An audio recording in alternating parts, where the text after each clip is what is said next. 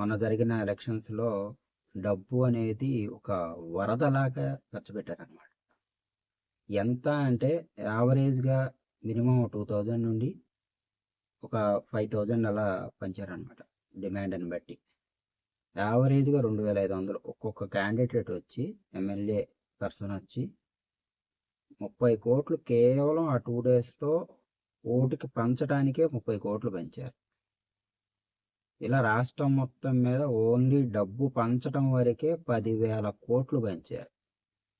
ఇంక ఈ ముందు ప్రచారాలు, ఖర్చులు, వాళ్ళ తిండి ఖర్చులు, సౌండ్ బాక్సులు, మీటింగ్లు ఇవన్నీ అసలు తీసేయండి. కేవలం ఎన్నిక ముందున్న 2 డేస్‌కి ముందున్న ఖర్చే ఇది. ఓటుకి యావరేజ్‌గా 2,500.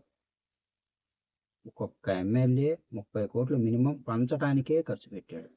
అంటే బోత్ సైడ్స్ 60,00,00,000.